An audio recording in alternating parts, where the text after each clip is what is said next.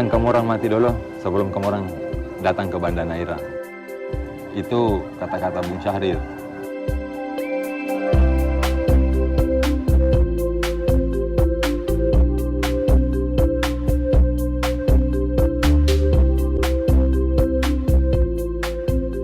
Kalau Pak Hatta pernah bercerita, atau pernah bikin story bahwa Banda itu adalah miniatur Indonesia.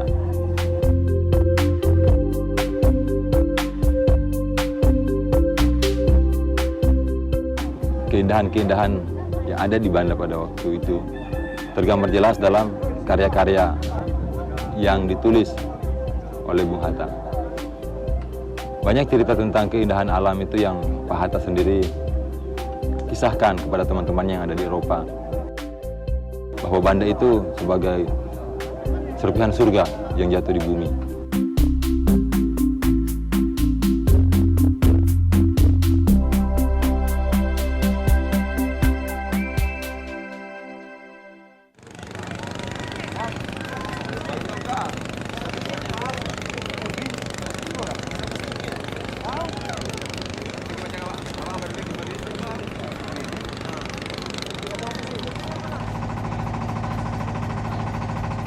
Selama kurang lebih 6 tahun, Bung Hatta dan Bung Syahrir diasingkan di Banda Neira setelah dipindahkan dari Bovendigul.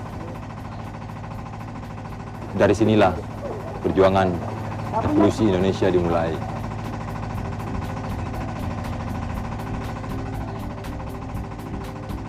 Kalau ada tempat di Indonesia yang paling saya impikan untuk bisa saya kunjungi, itu adalah Kepulauan Banda Neira.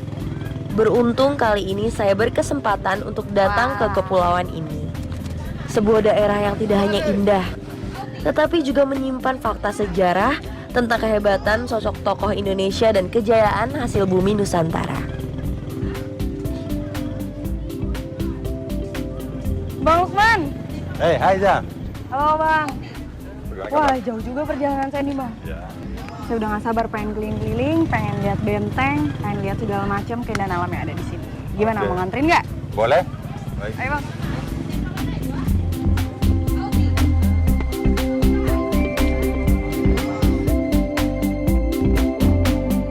Kepulauan Banda Neira terletak di Maluku Tengah. Kepulauan ini memiliki 9 pulau yang tersebar di Laut Banda. Dengan pulau terbesarnya adalah Pulau Banda Besar.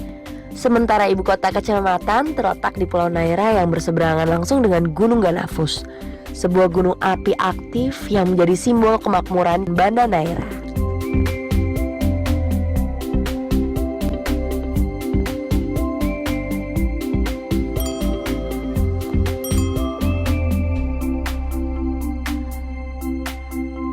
Kalau saya lihat nih, di sekitar sini banyak banget bangunan-bangunan peninggalan kolonial.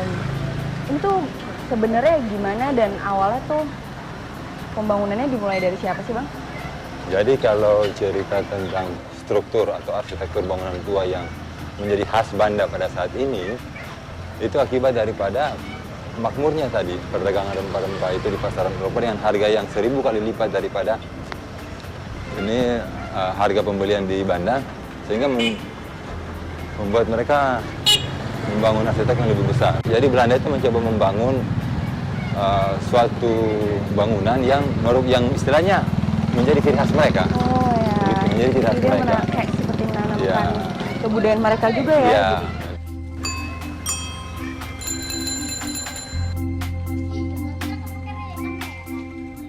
Menelusuri dan menikmati bangunan peninggalan kolonial di Banda Neira seolah menjelajah dengan mesin waktu kembali ke masa lalu. Keberadaan daerah ini sekaligus juga mengingatkan kita bahwa wilayah ini pernah disebut sebagai kota metropolis di abad ke-17. Abad 17 mereka sudah berhasil menguasai Banda Neira dengan hasil pala yang begitu profit yang begitu besar, sehingga mereka datang keluarga di sini dan kurang lebih 68 perkebunan pala milik Belanda waktu itu. Sehingga kota Neira meranggap sebagai kota yang tercantik. Mereka bikin seperti miniatur kota Eropa kecil di Asia Tenggara. Sehingga mereka membuat infrastruktur yang begitu bagus. Ada dia punya sarana pendidikan, ada dia punya harmoni society-nya, ada gubernur, dia punya kantor gubernurnya, dan rumahnya mereka buat seperti rumah-rumah kolonial. Mereka membuat rumah yang begitu bagus, yang bisa bayangkan aja ada berapa rumah yang mereka bawa dia punya lantai-lantai black marmernya datang dari Eropa sebagai pemberat kapal-kapal mereka. Dari sana mereka bawa batu-batu itu, tapi waktu mereka pulang mereka bawa kita punya pala ke Eropa.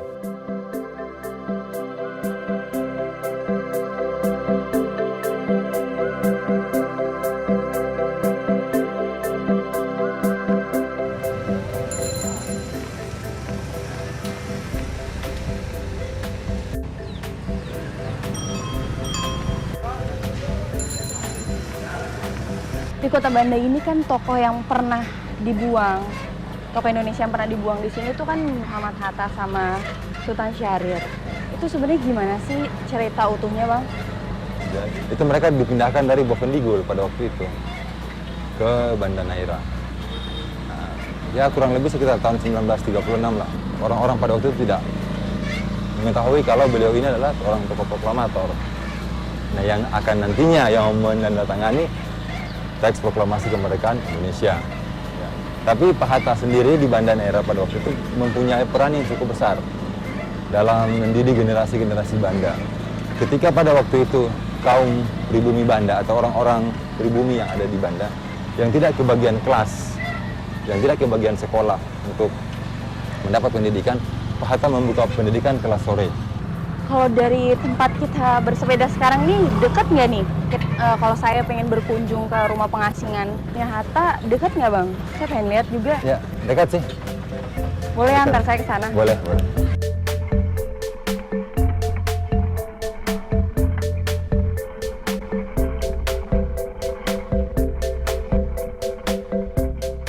Sampai kita ya, Bang? Iya, kita sudah sampai di rumah pengasingannya Bung Hatta.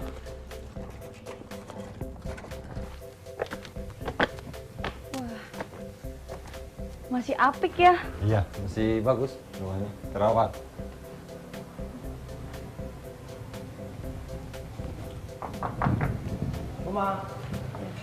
Misi.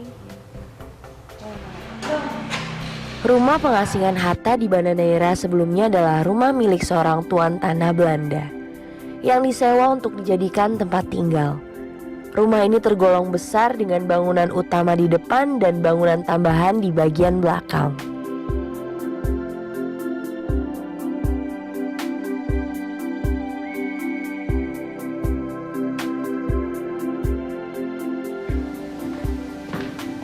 Jadi ruang kamar tidurnya Pak Hatta.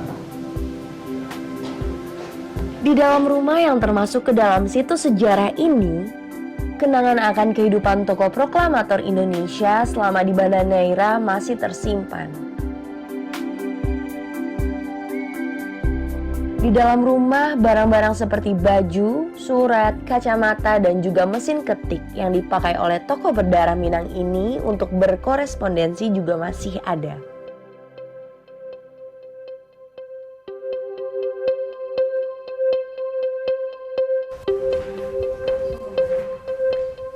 Nah, jadi ini ruang mengajarnya Pak Hatta waktu di Banda Neira.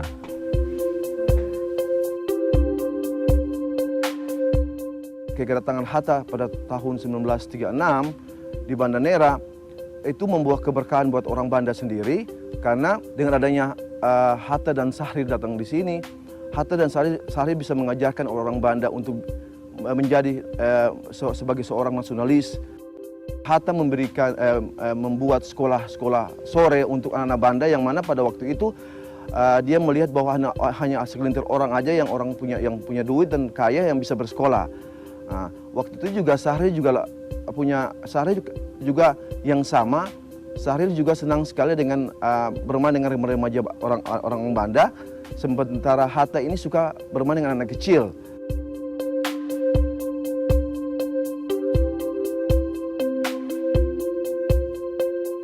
Meski diasingkan, ternyata Banda Neira justru membuat Bung Hatta tidak terasing. Keramahan penduduk dan keindahan alam Banda Neira justru semakin melecut semangatnya untuk membuat bangsa Indonesia merdeka.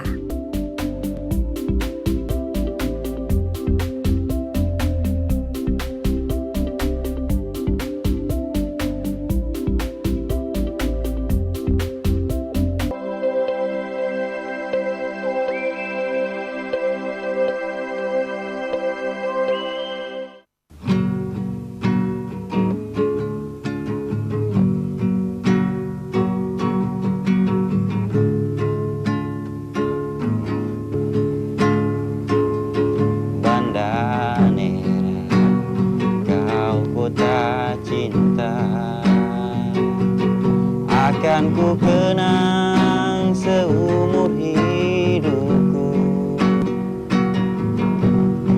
Gunung api Pulau Karakan, Pulau Pisang dan Batu Kapale. Ku pandang yang terakhir. Dulu selepas jam mengajar kelas sore, Pak Hatta bersama anak-anak Banda sering menghabiskan waktu di sekitar Naira dan Gunung Api. Beliau berenang dan bermain sampan bersama anak di sekitar sini. Terkadang juga Pak Hatta sering ke Gunung Api. Oh bang, kayak Gunung Api Banda ini menarik nih bang. Saya pengen naik deh bang kayaknya. Ya, boleh, nanti saya kenalin sama teman-teman saya yang bisa naik gunung. Bener bang. Iya. Ayo bang. Oke. Saya sangat bersemangat nih bang kali ini.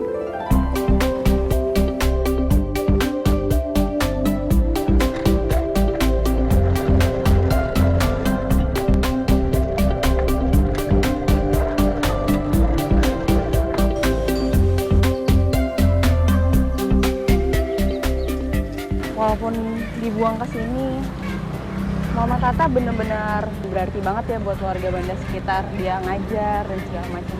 Iya, bahkan sampai Pak Hatta itu sendiri kan, kalau menurut penuturan dari seorang ajudan pribadinya Pak Hatta sendiri, sama anak angkatnya Pak Hatta, Pak Des Alwi, bahwa sesungguhnya mereka bercerita tentang bagaimana teks proklamasi atau teks Pancasila itu disusun juga di Banda Naira.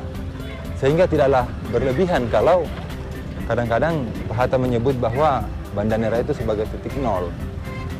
Dalam tanda kutip, titik nol itu berarti awal dimulai dari suatu pergerakan. Kesalahan Belanda pada waktu itu, dia membuang 4 tokoh besar Indonesia dalam suatu tempat yang sama, yaitu Banda Naira. Ya. Jadi bukan hanya Pak Muhammad Hatta sama Pak Sultan Syahrir saja yang dibuang, ada juga Dr. Cipto Mangunkusumo sama Iwo Kusuma Sumantri, yang mana kita tahu 2 tokoh itu juga mempunyai peranan penting dalam alur kemerdekaan Indonesia. Kurang lebih seperti itu. Tidak perlu menempuh jarak jauh untuk berpergian ke sudut Pulau Naira. Termasuk untuk menempuh dermaga tempat saya akan menyeberang untuk melakukan pendakian ke Gunung Ganafus hanya butuh waktu 10 menit saja.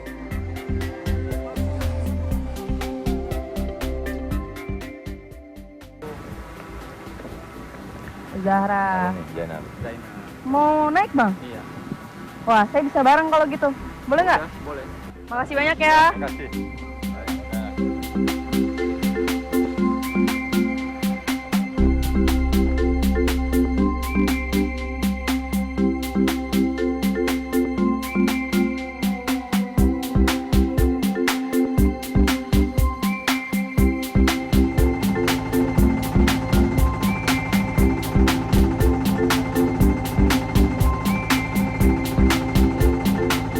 Bang, ketinggian gunung api ini berapa meter? 600. Terus jarak tempuh dari bawahnya? Itu kalau yang paling lama sekitar 2 jam. Paling lama 2 jam. Bagus di atas. Bagus. Sebentar aja, ini cuma dekat dari dermaga ya. Sama nih bang ya? Sama siapa lagi kita? Sama teman. Gunung Ganafus adalah gunung api aktif yang sekaligus merupakan sebuah pulau. Di awal pendakian, jalur tanah berbatu dengan sudut kemiringan hampir 30 derajat harus saya tempuh. Vegetasi hutan hujan tropis adalah yang pertama kita temui di awal pendakian.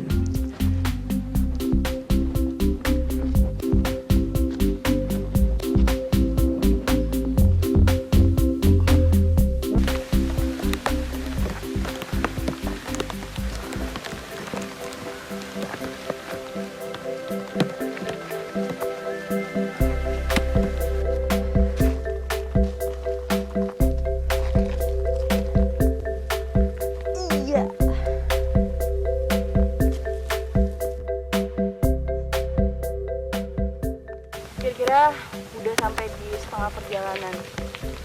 Wah, cuacanya hujan, licin, curam. Capek. Tapi harus sampai.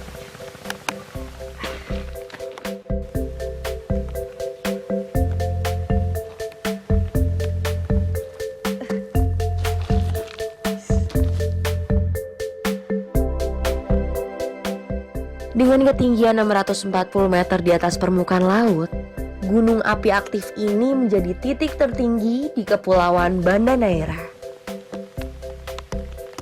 Masyarakat lokal percaya bahwa keberadaan Ganafus tidak bisa dipisahkan dari Gunung Gamalama di Ternate, Maluku Utara.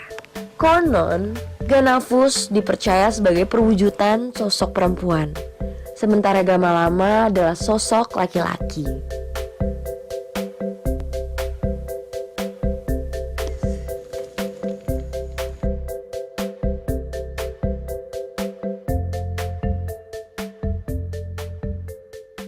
Semakin tinggi pendakian, pemandangan menjadi semakin indah.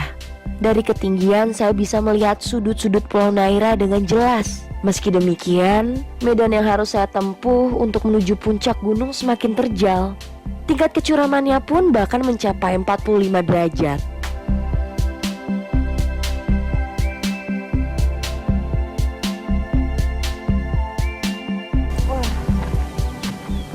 Keren banget bang pemandangannya. Iya mbak, dari bawah ke atas sampai di sini sih bayarnya. Ini luar biasa, keren banget. Kita bisa naik lagi berapa meter lagi ya bang?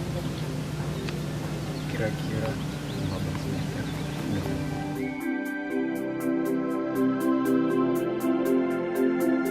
Dengan tenaga tersisa, kami pun melanjutkan perjalanan menuju puncak Ganafus. Medan yang semakin terjal tak lagi kami hiraukan. Namun, di tengah perjalanan, kabut tebal turun dan menyelimuti bagian akhir perjalanan menuju puncak Ganafus.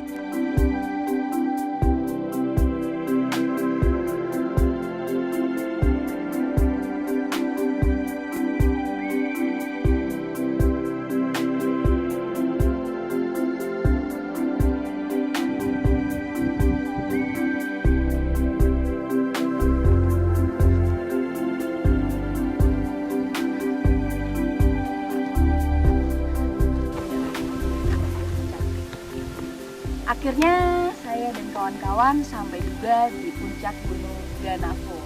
Inilah dia persembahan dari langit.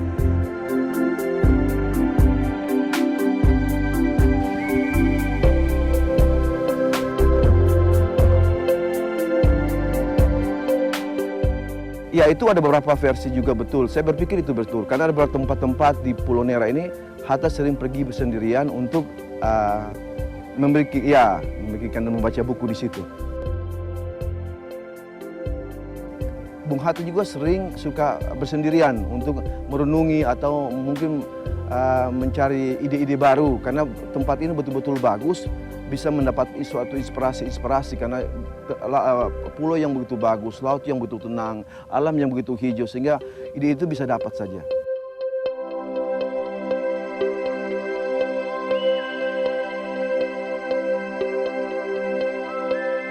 Dari puncak gunung yang termasuk ke dalam rangkaian cincin api ini, keindahan alam Banda Neira memang memikat dan tidak terbantahkan.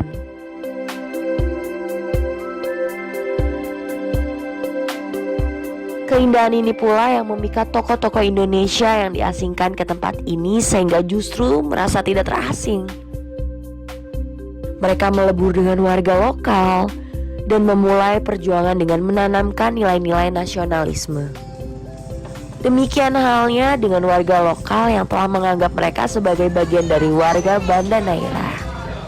Mereka sudah menganggap bahwa Pak Hatta ini bagian daripada keluarga orang Banda sendiri karena keberadaan dia 6 tahun di Banda Neira itu betul-betul merasakan betul-betul Hatta selalu bersama-sama dengan orang Banda untuk berdiskusi, mencari jalan untuk kehidupan yang baru, mendidik orang-orang Banda untuk peningkatan sumber daya manusianya. Ya, dari itulah orang Banda sangat merasa hilang ya, sehingga Hatta kata-kata terakhir Hatta waktu sebelum pulang ke Jakarta, Hatta mengatakan bahwa saya akan kembali lagi.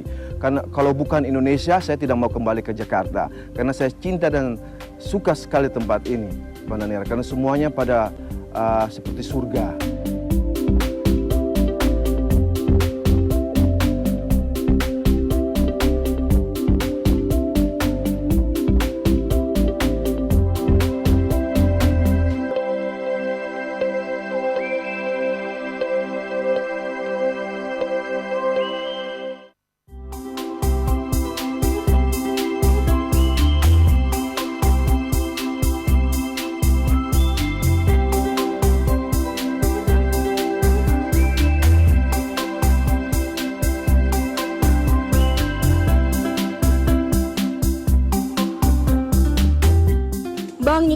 Gimana yang buah palanya udah bisa diambil? Kuning kayak gini ya? Ambil aja ya. Oh ya, Kalau itu lagi yang biru, ambil yang kuning. oke. Satu pohon itu bisa berapa kilo kira-kira? Tergantung buahnya. Kalau buahnya banyak sampai 5 kilo, 6 kilo, ada sampai 10 kilo. Buah pala dari Kepulauan Banda Neira sudah lama tersohor ke seantero dunia. Komoditi mahal di sekitar abad 16 ini bahkan sempat diperebutkan oleh bangsa-bangsa Eropa. Ini pohon pala ini kan peninggalan Belanda. Jadi kita ambil sekarang ini peninggalan Belanda. Dibagi oleh pemerintahan per orang. Satu orang 50 pohon.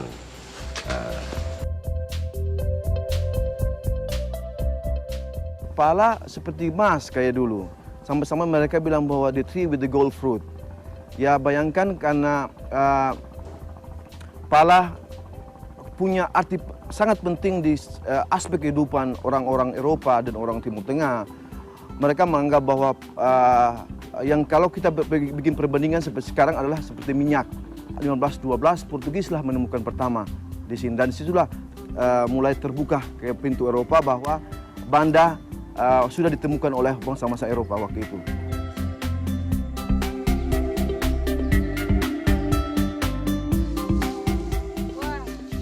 Di Kepulauan Banda Neira, buah pala tumbuh sepanjang tahun. Tidak heran rempah-rempah khas Banda Neira ini masih menjadi tumpuan hidup bagi masyarakat setempat hingga sekarang. Wah, banyak ya Pak ya? Buah pala adalah simbol kejayaan komoditas Nusantara di perdagangan dunia. Namun keberadaannya sekaligus menorehkan catatan sejarah kelam bagi anak bangsa ini. Demi menguasai perdagangan pala, penjajah merampas tanah dan merenggut banyak nyawa orang Banda Neira. Jadi abad 16 ketika orang Belanda sudah menguasai orang Banda Neira, Banda ini mereka kuasai karena untuk mempermudah mengatur dan mengambil pala itu sendiri. Salah satu mereka punya Admiral Jenderal Verhoeven dibantai oleh beberapa orang kaya orang Neira. Dia mau membuat satu benteng yang namanya Benteng Nassau, dan orang Banda sendiri tidak menyetujui itu. Salah satu ahli tulis yaitu Jan Pieter Sengku, dia bisa meloloskan diri pada waktu itu dan dia kembali lagi dengan ribuan tentara mencaplok Banda Neira. Ternyata cita-citanya berhasil dan membantai hampir 15.000 penduduk orang Banda. Dengan periode-periode itu, abad 17 mereka sudah berhasil menguasai Banda Neira dengan hasil pala yang begitu profit, yang begitu besar.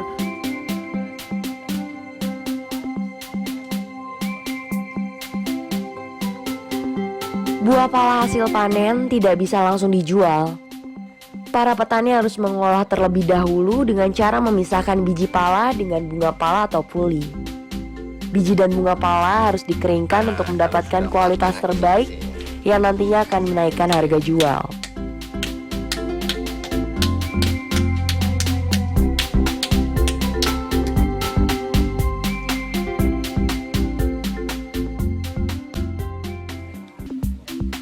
Dan setelah selesai menyaksikan proses pengolahan buah pala, saya dan Bang Lukman pun memutuskan untuk pamit.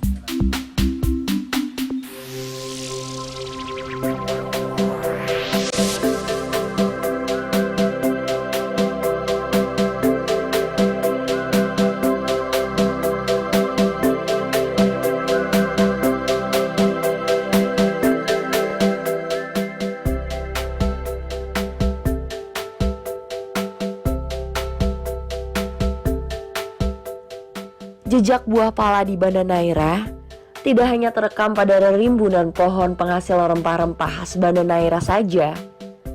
Sejumlah bangunan peninggalan penjajah pun menjadi saksi bisu perdagangan pala di masa itu.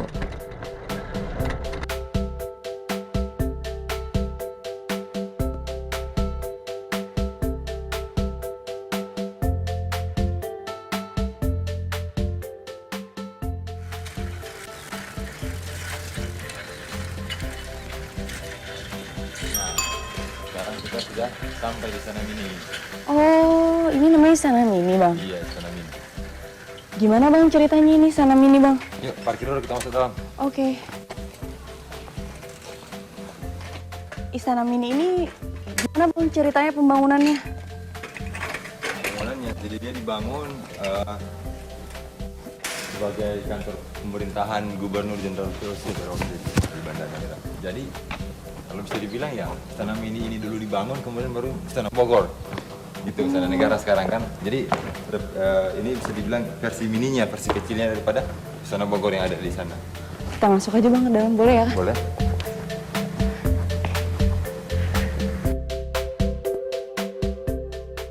Sebelum abad 17 itu ketika orang Eropa, ketika orang Belanda sudah menguasai Banda Neira, dia membuat benteng-benteng sebagai kubu pertahanan, tapi benteng-benteng yang ada di Kota Neira, benteng Nassau dan benteng Belgika, itu dipakai sebagai bukan pertahanan saja, tapi sebagai gudang pala. Sehingga ada satu namanya VOC Pier 1, VOC Pier 2. Jadi Istana Mini itu sebenarnya dulu waktu kalau fungsi daripada Belanda adalah tempat tinggalnya gubernur. Jadi dulu Banda provinsi.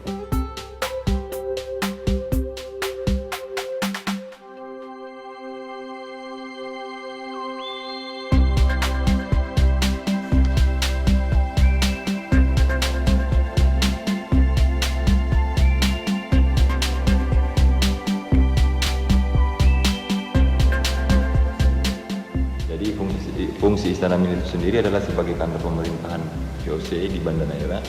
Kemudian untuk mengontrol perdagangan pala, mengontrol para perkenir, dan sekaligus kantor pemerintahan untuk mengontrol wilayah sekitar yang ada di Banda Neira. Terus, Bang, nih saya ngelihat sesuatu hal yang menurut saya ini aneh, Bang. Ini bekas apa ya? Kalau sebagian orang bilang ini sih bekas peluru meriam ya. Bekas peluru meriam. Oh, waktu itu ada perang kah atau gimana, Bang, ceritanya? Ya, kurang lebih seperti itulah, mungkin ada peperangan. Jadi meriam ditembakkan dari kapal kayaknya. Bisa, Bang, kita keliling lagi? Boleh.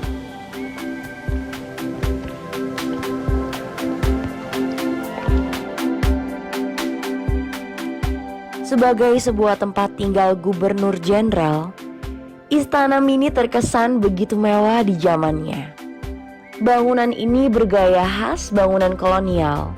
Selain itu, tempat ini begitu luas dan memiliki banyak ruangan yang diperuntukkan sekaligus bagi para pegawainya.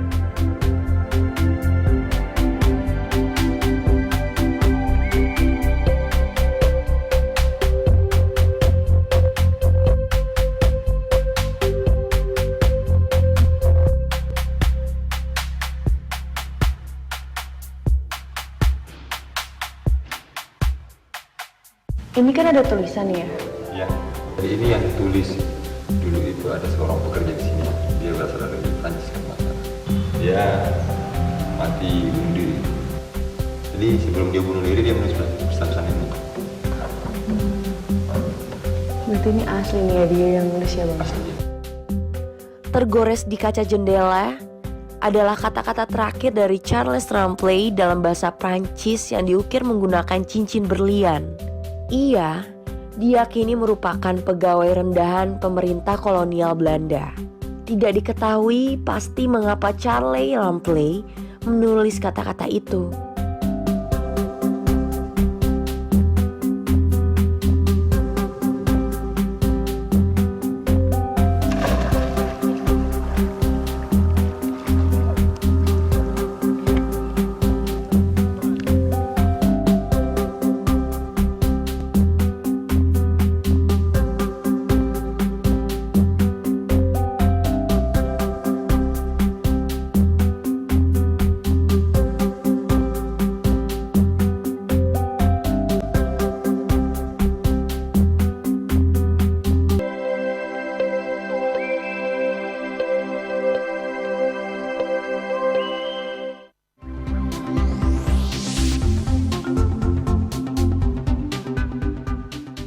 Alam Banda Neira subur dan lestari.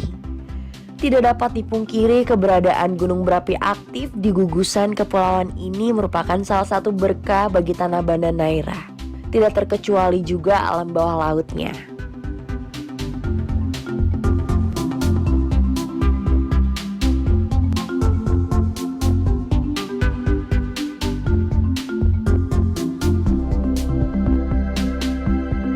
kita hari ini mau nyelam ke spot apa nih Pak namanya? Ini dari spotnya namanya kelapa-kelapa. Dari atas aja udah kelihatan ya airnya bening banget.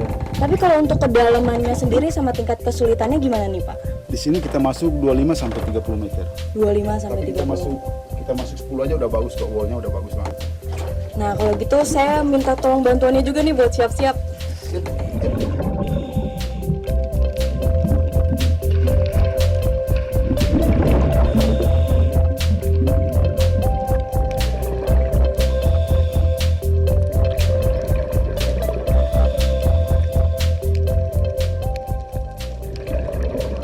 Alam bawah laut di titik penyelaman kelapa-kelapa sungguh indah. Terumbu karangnya terbilang masih alami dan memiliki keanekaragaman alam bawah laut yang sangat mempesona. Melakukan penyelaman di daerah ini membuat mata saya benar-benar dimanjakan oleh warna-warni terumbu karang dan ikan-ikan yang beragam.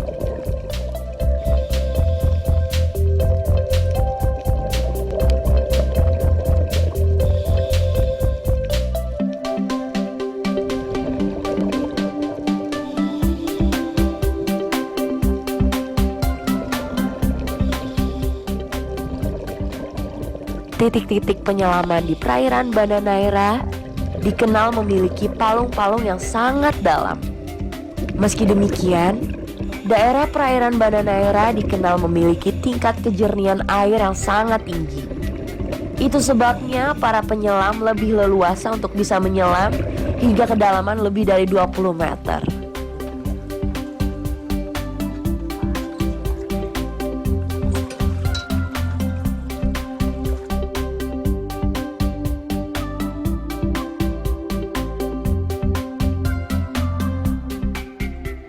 Puas menyelam, saya akan menelusuri sebuah pulau di gugusan Kepulauan Banda Neira ini yang pernah tercatat dalam sejarah dunia.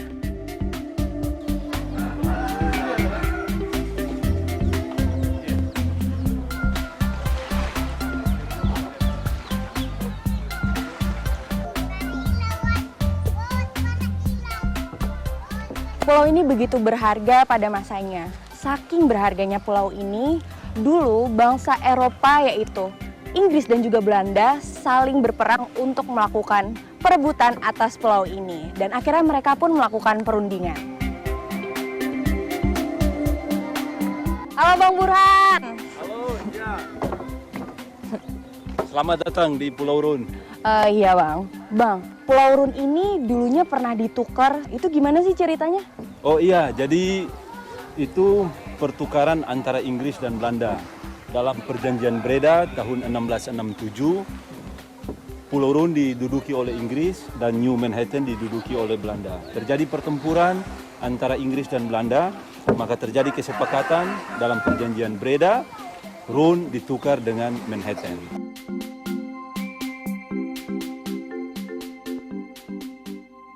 Demi monopoli pala, Belanda rela menukar Manhattan yang kala itu masih bernama New Amsterdam dengan Pulau Run pada sekitar awal abad ke-17. Hal yang terjadi kala harga pala lebih mahal dari harga emas. Terlebih ketika Pulau Run kala itu masih menjadi satu-satunya pulau penghasil pala di Kepulauan Banda Neira. Portugis menguasai Banda pada umumnya 1512. Ketika itu tersohor bahwa Pulau Banda sudah ditemukan di Eropa. Sehingga Inggris dan Belanda dia dengan begitu banyak pasukan datang bersama-sama akhir abad 15. Inggris menemukan Pulau Run. Jadi Pulau Run itu adalah pulau kolonialis Inggris yang pertama. Dan disitulah Inggris membuat pertahanan yang bagus karena keuntungan dari Inggris adalah Pulau Run termasuk pulau yang penghasil pala yang terbanyak juga. Yang kedua, letak geografinya sangat menguntungkan karena satu pintu masuk. Dia punya lokasi pulaunya yang begitu cliff ya, sehingga dia bikin satu pertahanan di sana. Waktu itu juga Belanda juga mau menyaplok Pulau Run, tapi tidak bisa sama sekali. Pulau Run kala itu dianggap jauh lebih menguntungkan dari daerah koloni Belanda bernama New Amsterdam, yang sekarang dikenal sebagai kota New York.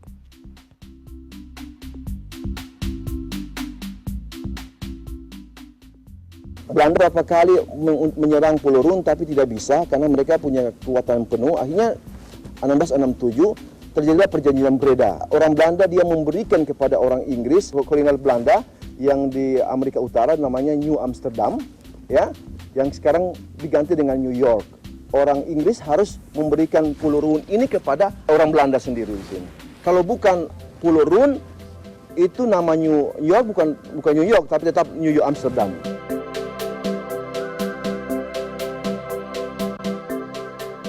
Begitu berharganya Pulau Rune di masa itu, sampai Raja James dari Inggris menambahkan nama Rune ke dalam gelar yang dimilikinya. Ini Pulau Rune ini pulau yang betul-betul walaupun kecil, penghuninya hanya sedikit, tapi dia bisa menghidupkan orang Inggris di sana karena dengan dia punya hasil pala. Pala dianggap sebagai emas, ya, sehingga Raja James dia mengatakan bahwa I'm a King of the Scotland, Wales, England, Rune and I. Orang bilang di mana itu? Ternyata Pulau Rune adalah pulau di Indonesia yang keberadaannya ada di Maluku. Waktu berputar, masa berubah. Lazimnya perubahan waktu, terjadi pula perubahan putaran roda kehidupan. Alih-alih seperti New Amsterdam yang kini berkembang menjadi kota megapolitan dunia, Pulau Rune masih bertahan dalam kehidupan tradisionalnya. Kalau mau lihat kehidupan masyarakat atau perbandingan antara Pulau Rune dan Manhattan, itu jelas sangat jauh berbeda. Memang kalau kita lihat perkembangan sekarang, New York lebih maju dibandingkan dengan Pulau Rune. Tapi bagi masyarakat Rune, kehidupan di sini sangat menyenangkan. Kenapa? Karena masyarakat Rune dimanjakan oleh alam. Jadi semua telah tersedia di sini.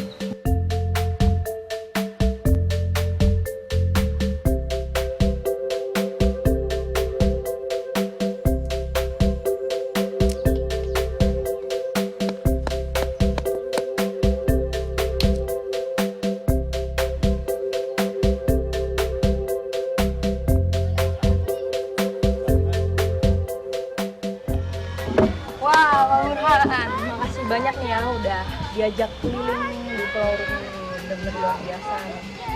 Kalau gitu saya pamit dulu nih ya Pak, sampai ketemu lagi. Iya, sampai ketemu lagi. Mari Pak. Mari, sama-sama.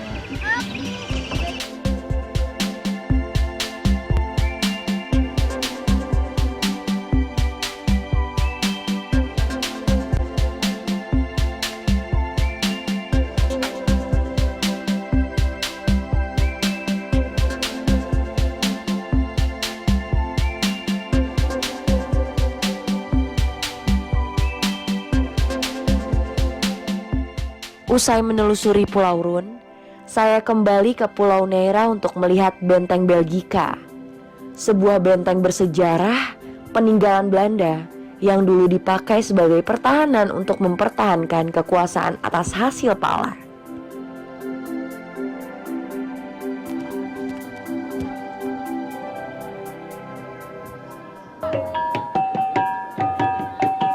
Benteng Belgika kini telah menjadi tujuan wisata wajib bagi para pelancong yang datang ke Banda Neira.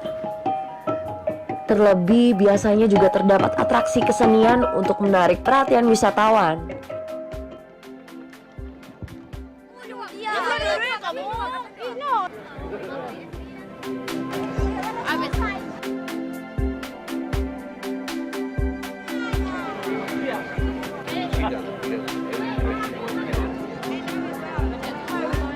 Banda Neira dengan segala keindahan, tradisi, adat istiadat, serta peninggalan sejarahnya merupakan hal yang luar biasa diberikan kepada Tuhan untuk Indonesia dan harus kita syukuri. Semua ini adalah persembahan dari langit.